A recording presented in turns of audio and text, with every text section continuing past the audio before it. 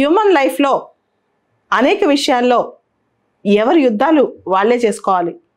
ప్రతిసారి ఇంకొకళ్ళు వచ్చి మనల్ని గెలిపిస్తారని నమ్మకూడదు. ఒక మాట ఎప్పుడు వింటుంటాం, never depend on somebody to that extent that you cannot live without them, you cannot achieve without them. Most of the times people change as seasons changes. ఒకళ్ళు లేకపోతే మన జీవితం పనికిరాదనో, లేదా ఒకళ్ళు లేకపోతే మన సక్సెస్ కాలేమనో ఇలా అపోహలో ఉండొద్దు. మన సక్సెస్కైనా ఫెయిల్యూర్కైనా పూర్తి స్థాయిలో రీజన్ మనమే. మన జీవితం ఎవరున్నా లేకపోయినా స్వతంత్రంగానే బతకగలగాలి. ఇది కనుక రహస్యం తెలిస్తే కనుక ఎవరైనా వాళ్ళ పోరాటం వాళ్ళే చేయగలరు, వాళ్ళ యుద్ధం వాళ్ళే చేయగలరు. కానీ అనేక అంశాల్లో మనుషులు మనం వింటుంటాం, మానవుడు సంఘజీవి కదా, కొంతమందితో ఎక్కువగా కనెక్ట్ అయిపోతుంటాం.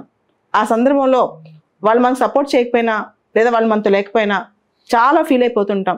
ఇవన్నీ పక్కన పెట్టి ఎవరి యుద్ధం వాళ్ళే చేసుకున్నారనుకోండి, ఎవరి కష్టం వాళ్ళే పడ్డారనుకోండి, దానిలో ఉన్న తృప్తి ఇంకోటి ఉండదు.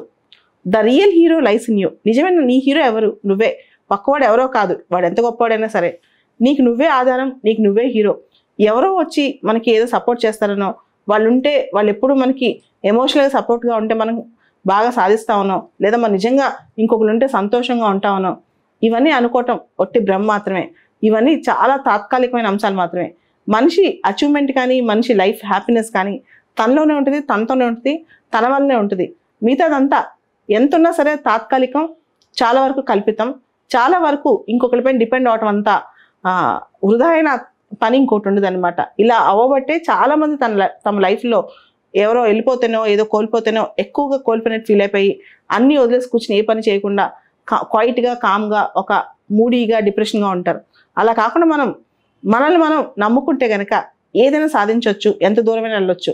మన శక్తి మనలోనే ఉంది. దీన్ని మనం గ్రహిస్తే, ఎంత తొందరగా గ్రహిస్తే అంత ఫాస్ట్గా మేలుకోవచ్చు, అంత తొందరగా మన జీవితాన్ని మనం లీడ్ చేసుకోవచ్చు, మన జీవితాన్ని మనం ముందుకు తీసుకెళ్ళొచ్చు.